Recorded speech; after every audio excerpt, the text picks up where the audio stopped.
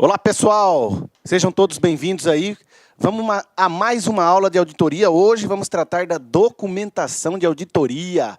Beleza? Vamos lá. Vamos para o primeiro slide aí, a definição de documentação de auditoria.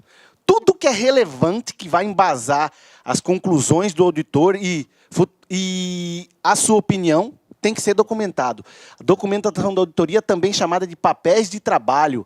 As duas definições, as duas nomenclaturas são usadas normalmente e caem em concurso. Vamos lá. Documentação de auditoria, isso conforme a NBCTA. É o registro dos procedimentos de auditoria executados, da evidência de auditoria relevante obtida e das conclusões alcançadas. Gente, tá aí uma definição que cai em prova, é isso. Você tem que saber esses três pontos, que é os procedimentos, o registro dos procedimentos, das evidências e das conclusões. Ok? A natureza e finalidade da documentação de auditoria, exigido pela NBCTA 230. Veja, a documentação de auditoria que atende a essa norma e as exigências específicas de documentações de outras normas. Gente, não é só a NBCTA 230 que exige a documentação de auditoria. Mesmo que outras normas não falem da documentação, sempre vai haver a obrigatoriedade, a necessidade do auditor registrar, arquivar documentação de auditoria. Por exemplo, a NBCTA 240, que fala da fraude e do erro, ela tem um ponto que trata da documentação. Aquelas que falam sobre a identificação, que tem que ser registrado os riscos de distorção relevante, as respostas globais do auditor, as discussões entre a administração sobre assuntos significativos, tudo isso entra na documentação de auditoria e não só a NBCTA 230 exige o que deve ser arquivado, mas outras normas também, inclusive lei e regulamento. Beleza? Vamos lá. O que fornece para nós a documentação de auditoria?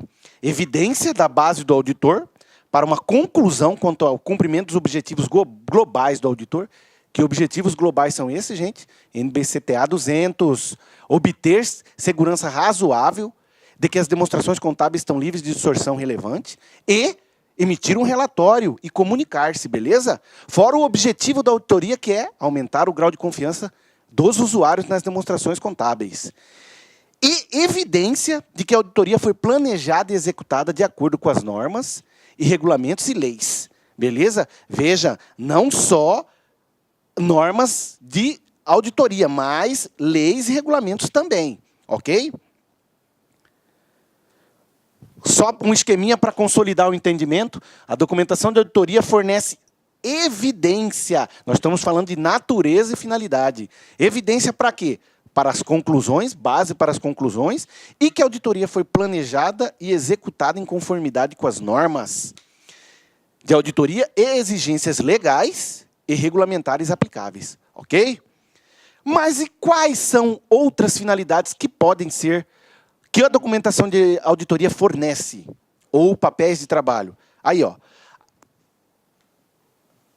Ela assiste a equipe de trabalho no planejamento e na execução, auxilia, né? Assiste os membros da equipe de trabalho responsáveis pela direção e supervisão, para que eles possam fazer esse trabalho mais bem feito, e também sobre aqueles auditores que são responsáveis pela revisão, permite que a equipe de trabalho possa ser responsabilizada. Os papéis de trabalho, o auditor, quando um supervisor for olhar a documentação de auditoria, ele consegue saber quem executou, quem arquivou aquele papel de trabalho. E isso permite sua responsabilização. Beleza? Não é só isso. Veja, mantém um registro de assuntos de importância recorrente para futuras auditorias, permite a condição de revisões e inspeções de acordo com a NBCPA 01, que é o controle de qualidade para firmas, pessoa física ou jurídica, como também permite a condução de inspeções externas, em conformidade com as exigências legais e regulamentares, e outras exigências. Ou seja, existem leis e regulamentos externos às normas que exigem essa inspeção, beleza? Os órgãos reguladores, os órgãos CVM, CFC, podem revisar e inspecionar essas documentações de auditoria, beleza?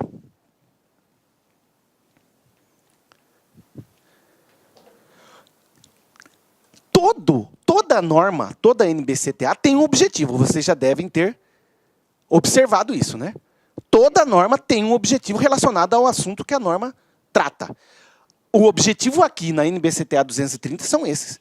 Registro suficiente e apropriado do embasamento do relatório, ou seja, tudo que embasar a opinião do auditor que vai para o seu relatório tem que estar registrado na documentação de auditoria. Assim como evidências de que a auditoria foi planejada e executada de acordo com as normas de auditoria, leis e regulamentos aplicáveis. Esse é o objetivo da NBCTA 230 quando se trata de documentação de auditoria. Beleza?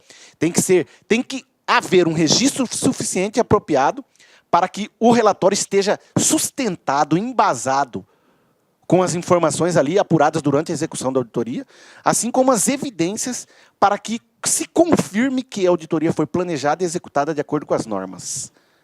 Ok?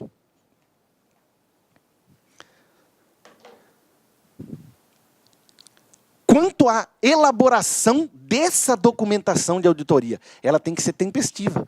Já pensou? Eu, auditor, executo um trabalho, finalizo o trabalho em 31 de dezembro. E minha documentação de auditoria vai ser só disponibilizada para revisão daqui a 1 ano, 6 meses? Qual credibilidade tem nesse trabalho? O porquê disso? A documentação de auditoria tem que ser formada durante o processo de auditoria. Conforme caminha a execução do trabalho, os documentos vão sendo arquivados. Beleza? Lógico, a montagem do arquivo final se consolida no final do trabalho. Beleza? O auditor deve preparar tempestivamente a documentação de auditoria. A elaboração tempestiva da documentação de auditoria suficiente e apropriada aprimora a qualidade da auditoria e facilita a revisão. Já pensou o auditor que precisa revisar o trabalho, supervisionar o trabalho, ter que esperar mais um tempo nada razoável para fazer o seu trabalho? Todo o trabalho se prejudica, ok? E avaliação eficaz da evidência de auditoria. Além disso, a documentação elaborada após a execução do trabalho de auditoria tende a ser menos precisa. Não dá mais credibilidade àquela documentação elaborada tempestivamente, né? Um esqueminha para facilitar o entendimento.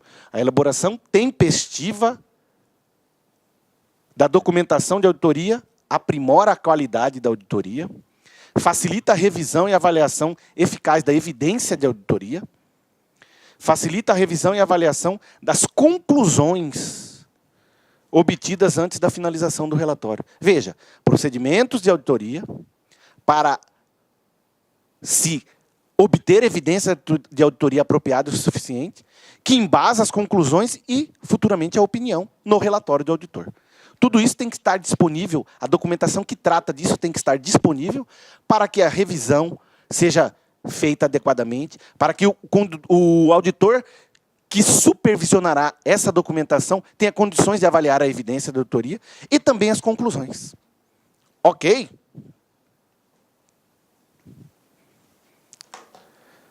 A forma e o conteúdo e extensão da documentação de auditoria.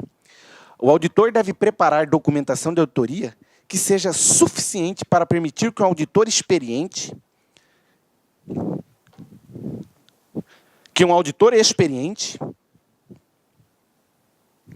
o que é um auditor experiente?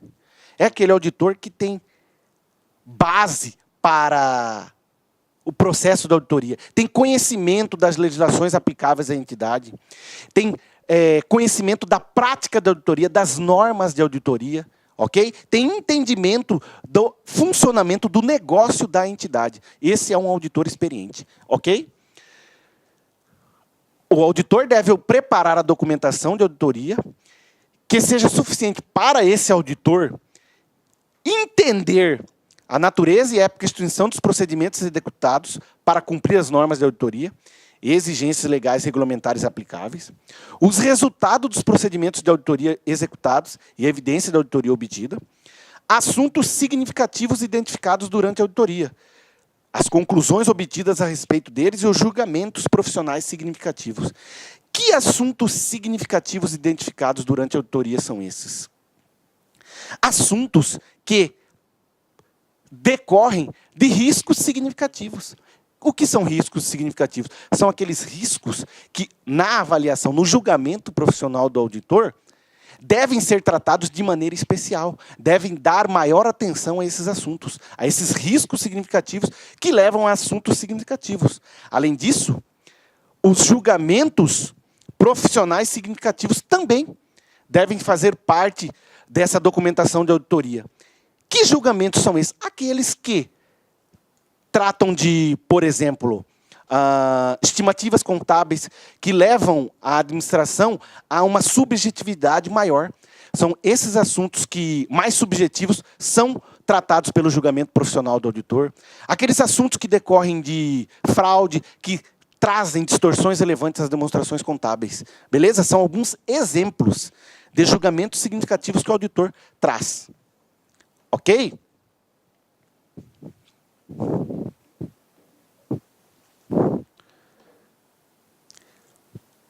Quando o auditor, ao documentar essa natureza e época e extensão dos procedimentos de auditoria, que é o primeiro item do slide anterior, o que ele deve registrar? As características que identificam os itens ou assuntos específicos.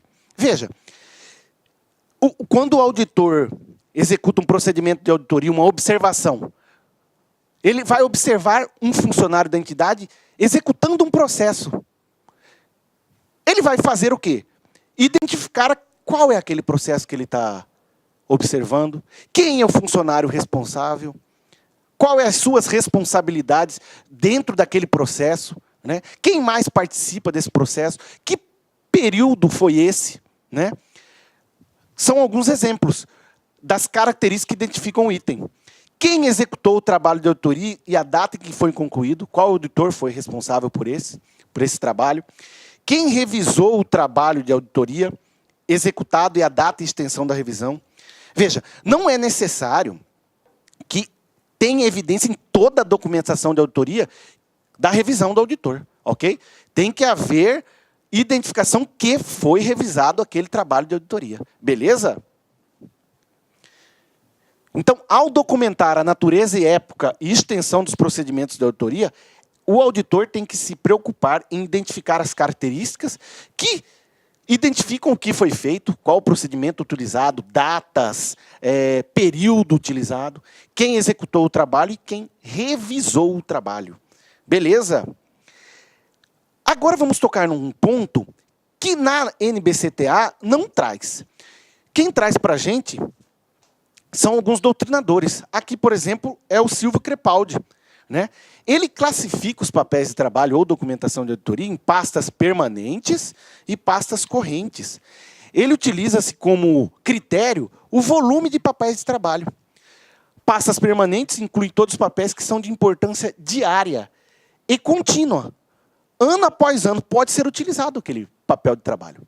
Tá? Aí a gente encontra várias leis, estatutos da empresa, aí, ó, descrição do sistema de escrituração contábil, preparo e apresentação das demonstrações, ok? Já as pastas correntes é composta daquele papéis de trabalho para o exercício. Por exemplo, um extrato bancário do período, né?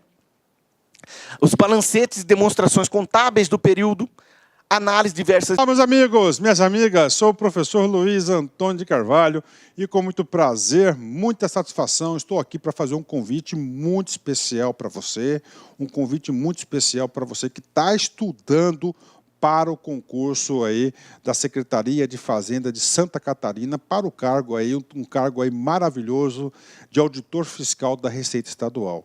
Nós aqui da Lá Concursos, em 2018, nós entramos aí para valer, super competitivo em concurso de carreiras fiscais. Então, nós temos hoje, aqui no site, né? Temos um site aqui bem específico, já 5 cursos pré-editais. Tá? Temos o pré-edital de Goiás, de Brasília, Bahia, Rio Grande do Sul e agora esse aqui de Santa Catarina.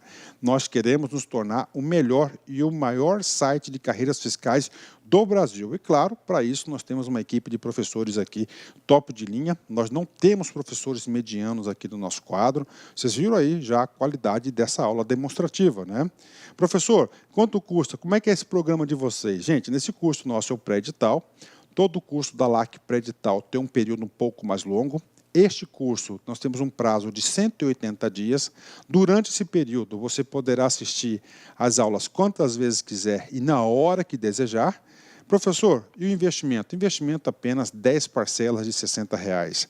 Ah, professor, estou com outra dúvida. Claro, vem comigo. Olha só, professor, matriculei hoje. E daqui 3 dias, por exemplo, o edital foi publicado. Eu tenho que fazer uma nova matrícula no pós-edital? Não, pode ficar tranquilo, porque se o edital for publicado dentro do prazo de acesso, nós faremos todos os ajustes a custo zero para vocês, mas tem que estar dentro do prazo de acesso. Bacana, meus amigos? Então, espero vocês aqui na Lá Concursos. Nós estaremos juntos nessa caminhada aí para você alcançar o tão sonhado cargo público de auditor fiscal da Receita Estadual. Ah, último recado, já ia esquecendo. Todas as segundas-feiras, nós aqui da Lá Concurso, no nosso canal do YouTube, nós temos uma live com o nosso coordenador de carreiras fiscais, o professor André Fantoni, que ele vai sempre explicar, dar informações, notícias, dicas, aulas, aulões, revisões para a carreira fiscal. Todas as segundas-feiras, às 19h30. Então, peço as gentilezas que se inscreva no nosso canal e seja nosso seguidor no nosso Instagram, porque nós transmitimos por esses 2 canais, Instagram e YouTube. Bacana, meus amigos? Um forte abraço, espero vocês. Fui, tchau, obrigado. Clique lá.